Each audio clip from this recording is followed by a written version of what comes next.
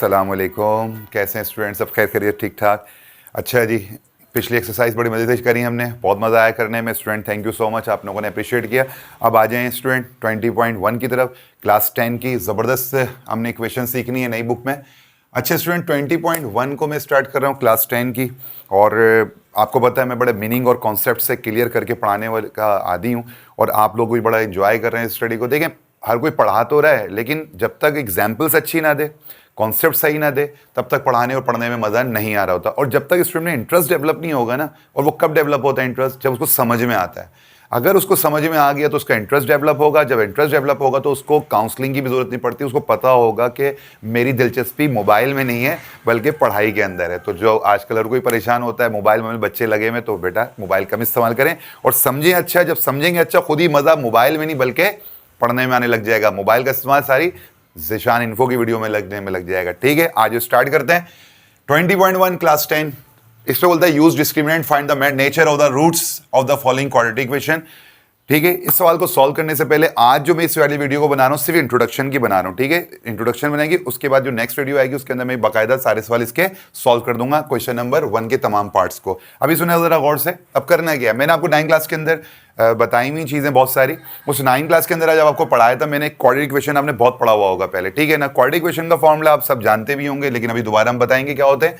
करना क्या, जरा समझिएगा बात को। देखें, सीन ये है, ये समझिए जरा, a x square plus b x plus c is equal to 0। इसको जरा समझिएगा। देखें, इसका मतलब देखें, जो वैल्यू है ना, अगर ये वेरिएबल ए है और ये क्या है, एक्स है, ये जो कांस्टेंट कहलाएगा, कोफिशिएंट कहलाएगा, और ये क्या कहलाएगा, वेरिएबल। ये जो ए है उसके ऊपर बराबर में क्या है, वेरिएबल कौन है, एक्स स्क्वायर है। ये जो बी है इसके बराबर में एक्स कौन है, इसकी पावर बताएं क्या है, इसकी पावर अगर यहाँ 2 है तो क्या यहाँ पे 1 है, और 1 शो नहीं करते, याद रखिएगा 1 शो नहीं करते। इसके बाद कांस्टेंट क्या है, सी है। ठीक है, अच्छा जी, अब ये सीक्वेंस क्या है इसको जरा देख लीजिएगा। मिसाल के तौर पे ये दिया हुआ है 4x स्क्वायर, मिसाल के तौर पे ये दिया हुआ है 3x, और ये दिया हुआ है 2 दिया हुआ है, let's suppose is equal to 0 को भूलना नहीं है। इस तरह की इक्वेशन को क्या कहते हैं, याद आया, क्वाड्रेटिक इक्वेशन कहते हैं। यानी कि जब क्वाड्रेटिक इक्वेशन नहीं कहते, यानी कि ये रूट्स हो गए, इनकी मदद से हमने क्या करना होगा, क्वाड्रेटिक इक्वेशन अप्लाई करना होगा। ये शराइत हैं। अगर आपने क्वाड्रेटिक लगानी है एग्जाम में तो आपको क्या दिखना चाहिए, आसमान नीला नहीं, बल्कि आपको क्या दिखना चाहिए कि मेरे पास जो वेरिएबल एक्स है उसकी पावर क्या हो, 2 हो। उसके बाद जो सेकंड टर्म है, ये क्या फर्स्ट टर्म है, ये क्या सेकंड टर्म है, ये थर्ड टर्म है। जो सेकंड टर्म है उसकी पावर क्या होनी चाहिए, 1 होनी चाहिए, और 1 शो नहीं होता। उसके बाद क्या है, +2 है, यानी कांस्टेंट होना चाहिए। एक और एग्जांपल जो समझिएगा, मिसाल के तौर पे सिर्फ एक्स स्क्वायर लिख देता हूँ। चलें एक्स स्क्वायर याद है, प्लस 4x कर देता हूँ, और -3 कर देता हूँ। साइन आप माइनस लगा लें, या यहाँ माइनस लगा लें, यहाँ प्लस लगा लें, यहाँ प्लस लगा लें, डजेंट मैटर, साइन की कोई टेंशन नहीं है, ये भी दिमाग में रखिएगा। इज इक्वल टू 0 आना फर्ज है।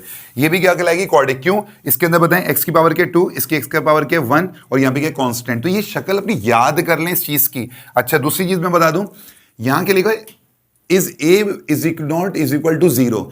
ए की वैल्यू 0 के बराबर नहीं हो सकती, मगर ए की वैल्यू 0 के बराबर नहीं हो सकती, यानी वो क्वाड्रेटिक नहीं लगेगी। सुना क्या कहा मैंने, जब ए की वैल्यू 0 होगी तो वो क्वाड्रेटिक नहीं हो सकती। मिसाल के तौर पे 0x square -3x plus 4 is equal to 0 कर दिया, तो भाई यहाँ पे क्वाड्रेटिक नहीं लग सकती, ये रॉन्ग हो गया। ठीक है, यहां पर क्या बोला है, कभी भी ए की वैल्यू 0 नहीं हो सकती, यानी कि यहाँ पे 0 नहीं है, अब लग जाएगी। यहाँ पे 0 नहीं है ना, क्या यहाँ कुछ नहीं है तो क्या होता है, 1 होता है। अब यहाँ पे अगर 0 है तो ये सॉल्व नहीं हो सकता। अभी क्या होगा, थोड़ा जब सवाल में इतने सारे करवाऊंगा, पूरी एक्सरसाइज होगी तो आपको बहुत सारे क्लियर होने वाले हैं। अभी थोड़ा सा दिमाग में रखिएगा कि भाई क्या याद रखना है, क्या याद रखना है। बस 0 होगा तो नहीं होगा। अभी सर हमें तो समझ में नहीं आया, तो बड़े थोड़ा सबर कर, एक सूरत पढ़ो, इन्नल्लाह मुअस्साबिरीन, थोड़ा समझ करो, आ जाएगा। क्या बोला यहाँ पे, बोलो 0 होगा तो सॉल्व, क्वाड्रेटिक नहीं लगेगी, बस ये दिमाग में रखो तुम लोग।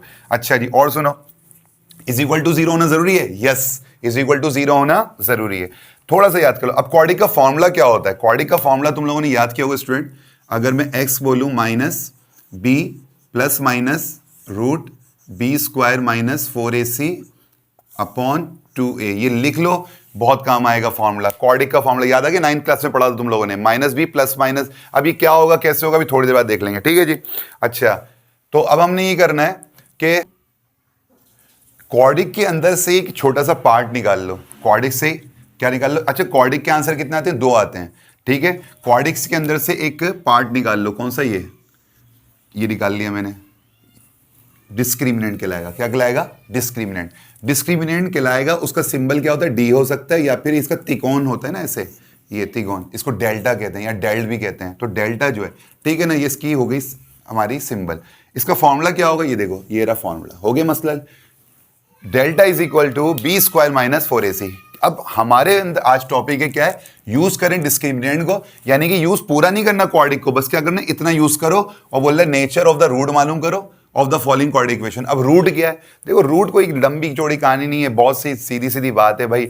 जो एक्स की वैल्यू गिवन होंगी ना सवाल में, और ए बी सी की हम सपोजिंग कर रहे होंगे, मिसाल के तौर पे मैंने क्या रखा था अभी, यहाँ रख दिया था 2x² plus 3x minus 4 is equal to 0। ये जो x की वैल्यू हम पोस्ट कर रहे होंगे ना, x की वैल्यू जो पोस्ट कर रहे होंगे, या इनके साथ जो बराबर में रखी हुई होंगी, अभी थोड़ी देर के बाद नजर आ जाएगी, यानी कि 2 है, ये 3 है, ये 4 है, ये बस क्या है, ये रूट्स हैं। अब इसके जो दो आंसर निकलेंगे ना, उसको हम क्या कहते हैं? डिस्क्रिमिनेंट कहते हैं। इसके जो आंसर निकलेंगे वो क्या कहते हैं? डिस्क्रिमिनेंट। सर ये तो कुछ समझ में नहीं आ रहा, इसको जरा सॉल्व करेंगे तो पता लगेगा, लेकिन अभी मैं इसमें सॉल्व नहीं कराऊंगा। जब मैं इसके सवाल करवाऊंगा तब आपको बताऊंगा कि कितने आराम से मैं रूट्स को समझाऊंगा। यहाँ लिख भी दिया मैंने, एक्स की वो वैल्यू जो इक्वेशन को सेटिस्फाई करती है। ये क्या मतलब? मिसाल के तौर पर क्वाड्रिक इक्वेशन को आपने सॉल्व करा, ये क्वाड्रिक इक्वेशन को सॉल्व कर लें, क्वाड्रिक इक्वेशन को सॉल्व कर लें, या फिर डिस्क्रिमिनेंट को सॉल्व कर लें। कर लिया आपने सॉल्व, तो दोनों साइड क्या आंसर आ रहा होगा? 0 आ रहा होगा, या फिर क्या आ रहा होगा? दोनों का आंसर बराबर आ रहा होगा। यानी कि अगर मैं इसको सॉल्व करता हूं, इसको मैंने सॉल्व किया, इसका आंसर क्या आ गया? 0, और इज इक्वल टू के बाद क्या है? 0। तो ये जो 0 आए ना, ये क्या कहेंगे? रूट्स कहलाएंगे। क्या कहलाएंगे? रूट्स। मिसाल के तौर पे इसका आंसर 2 आ रहा है, तो यहाँ पर भी क्या आ रहा है? 2। ये क्या आंसर कहलाएंगे? रूट्स कहलाएंगे। इसकी कोई टेंशन ना लें अभी आप लोग, ठीक है? अब सुने, तो ये हो गया, तो रूट तो हो गई थोड़ी सी कहानी, क्योंकि सवाल में आएगा कि रूट्स क्या होते हैं, मतलब डेफिनेशन नहीं आने वाली है, वो मैं आपको टिप्स बताऊंगा अभी थोड़ी देर के बाद कि करना क्या है। अब सुने जरा गौर से, मेन चीज ये है, बहरहाल आज आपको बड़ी काम की बातें इस वीडियो में समझ में आने वाली हैं। तो जो आपको आज तक रैशनल और इरेशनल नहीं पता होगा, वो आज आपको पता लगेगा। देखें, अब सुने, रैशनल नंबर क्या है, इरेशनल क्या है, वो आपको सवाल में पूछा, भाई इरेशनल लिख देना आखिर में। देखिए, बहुत सारे लोग पढ़ाते हैं, वही वाली बात है, मैं जब पढ़ाता हूं तो कॉन्सेप्ट और मीनिंग के साथ पढ़ाता हूं कि आपको हर चीज़ पता होनी चाहिए। तो आपको सवाल में उसने बोला है कि क्या बनाने, रूट्स बताने हैं, फिर आगे आपको इरेशनल बताना है, इरेशनल बताना है, अनरियल बताना है, रियल बताना है, वो आपकी बुक के अंदर सारा बताना पड़ेगा। तो इसलिए पहले हम आज की वीडियो के अंदर क्या कर रहे हैं, इसको कवर कर रहे हैं, और ये एमसीक्यूज भी बनेंगे इससे। और जब आप फर्स्ट ईयर में खासतौर पर इंजीनियरिंग के जो स्टूडेंट बनेंगे आगे जाके, उनको ये सारी चीज़ें आना बहुत ज़रूरी है। तो ज़रा गौर सुनिएगा, बड़ा मज़ा आने वाला है, बहुत ही मज़ा आने वाला है, सुनेगा ज़रा। देखिए, सबसे पहले रैशनल नंबर क्या है, और थोड़ा दिमाग लगा के रखिएगा। रैशनल नंबर क्या होता है? देखें, रूट्स तो आपको समझ में आया नहीं है, उसको तो भी साइड में रख दो, उसकी तो बहुत लंबी कहानी है। बस रूट्स का क्या दिमाग में रखें, जिसके दो आंसर निकलते हैं, एक्स के जो आंसर निकलते हैं ना, एक्स के जो आंसर आखिर में हम पूरा सॉल्व करेंगे क्वाड्रिक इक्वेशन, उसमें आखिर में आंसर निकलेगा, एक्स के दो आंसर आ रहे होंगे 2, 3, वो रूट्स कहलाते हैं। बस ये दिमाग में रखिएगा, ठीक है? उसकी टेंशन ना लीजिएगा रूट्स की, ये काम की चीज आ गई है अभी। रैशनल नंबर क्या है? रैशनल नंबर को आप समझते हैं। रैशनल नंबर देखें, अपोन में होंगे, किसमें कहा मैंने? अपॉन में होंगे, यानी कि P अपॉन Q लिखा हुआ है। P का मतलब समझ लें 1 है, और Q का मतलब समझ लें 2 है।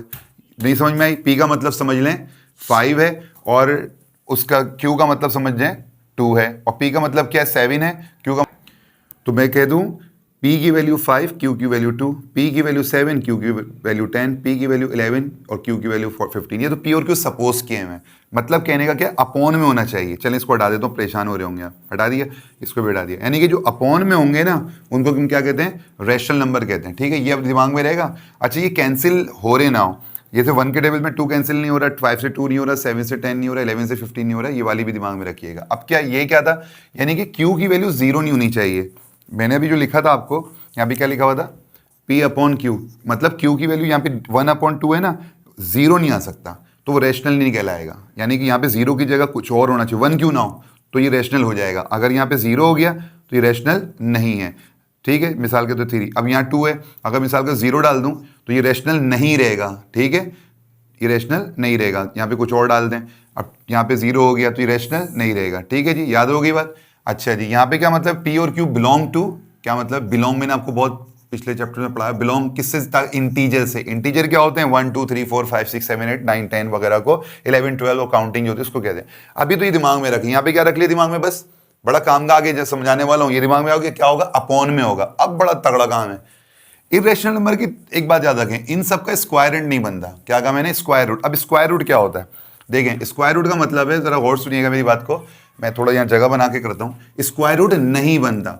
मिसाल के तौर पे 16 है, इसका स्क्वायर रूट क्या होता है स्टूडेंट? 4 4 द 16, तो 4 इसका स्क्वायर रूट हो गया 16 का, स्क्वायर रूट बन रहा है, उल्टी बात हो गई बल्कि। अच्छा 47, इसका स्क्वायर रूट क्या होता है? 7 7 द 14, तो इसका भी स्क्वायर रूट बन रहा है। अच्छा जी 8, इसका स्क्वायर रूट होता है? नहीं बन रहा, इसका स्क्वायर रूट नहीं बन रहा। तो जैसे कोई है 2 2 द 4 नहीं आया, 3 3 द 9, उल्टा 9 आगे 8 नहीं आ रहा, तो 8 का स्क्वायर रूट नहीं बनता, तो इसका तो स्क्वायर रूट नहीं आ रहा।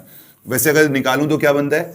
2 रूट 2 बनता है। अगर मैं ऐसे इसको करूं 2 2 the 2 4 the 8, 2 2 the 4, 2 1 the 2, 2 2 the 4, 4 2 the, इनका पेयर बन गया।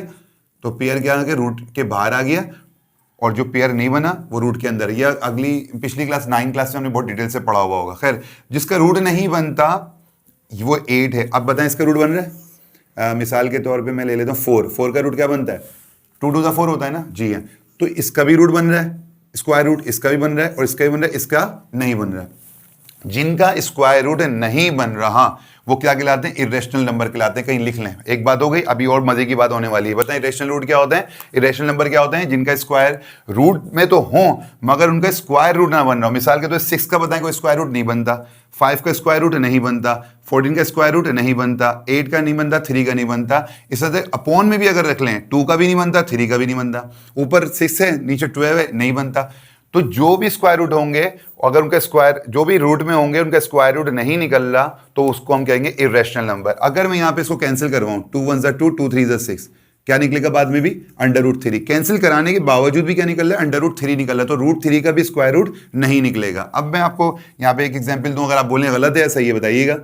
अगर मैं यहाँ लिख देता हूँ फॉर एग्जाम्पल, चले लिख दिया मैंने 81 लिख दिया, बताएं 81 का स्क्वायर रूट निकलता है? तो आप बोलेंगे यस सर 81 का स्क्वायर रूट निकलता है, 9 निकलता है। तो इसका मतलब यहां पर ये नहीं आ सकता क्योंकि 81 का ताल्लुक इससे नहीं हो सकता। 81 ने क्या दिया मुझको? 9 दिया, तो 9 जो है वो इरेशनल नंबर नहीं हो सकता। क्यों? यहां पढ़े जरा, जो नंबर रूट से बाहर ना निकल पाए, जो नंबर रूट से बाहर ना निकल पाए इन्हें इरेशनल कहते हैं। तो ये तो रूट से बाहर आ गया, 81 बाहर निकल के क्या बन गया? 9। तो 81 रूट से बाहर आ गया, उसने शक्ल चेंज कर ली अपनी 9 में, तो रूट से बाहर निकल गया। तो ये रूट से बाहर निकल गया जनाब, तो ये रूट से बाहर निकल गया। यहाँ क्या कह रहा है? जो नंबर रूट से बाहर ना निकले उसको इरेशनल कहते हैं। तो इसलिए 81 को हम बताएं रेशनल कहेंगे, इरेशनल कहेंगे? कमेंट्स में जवाब दे दीजिएगा। अच्छा सुने अब आगे, और जो नंबर रूट से बाहर निकल जाए, अब बताएं 81 रूट से बाहर निकल गया, 81 रूट से बाहर निकल के कैसा हो गया? 9 हो गया। अंडर 4 रूट से बाहर निकल के 2 हो गया। 100 रूट से बाहर निकल के क्या हो गया? 10 हो गया। ये जो रूट से बाहर निकल गए, अब क्या तो पढ़े यहाँ पे, और जो नंबर रूट से बाहर निकल जाएं उनको क्या कहते हैं? रेशनल नंबर कहते हैं। क्या कहते हैं? Rational number.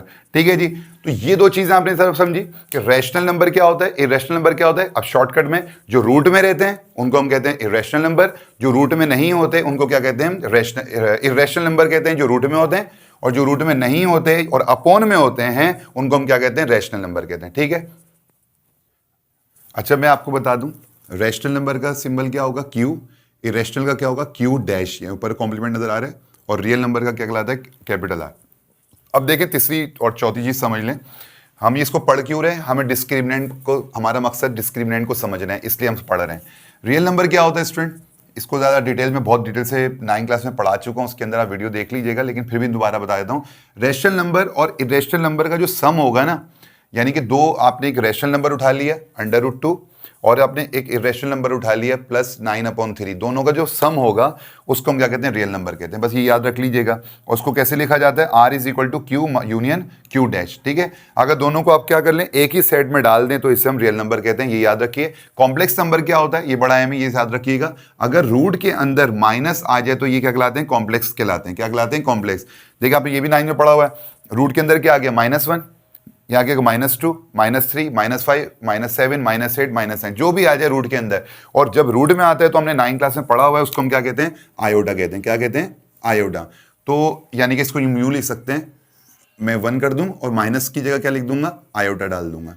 ठीक है ना, तो बस ये याद रखिएगा, आसान बस ये करो, आयोटा याद रख लें कि माइनस की जगह क्या लग जाता है? आयोटा लग जाता है। और माइनस जब होगा तो हमारा क्या हो जाएगा? वो माइनस जब आ जाएगा हमारा, तो वो उसको हम क्या कहलाएंगे? कॉम्प्लेक्स नंबर कहेगा वो।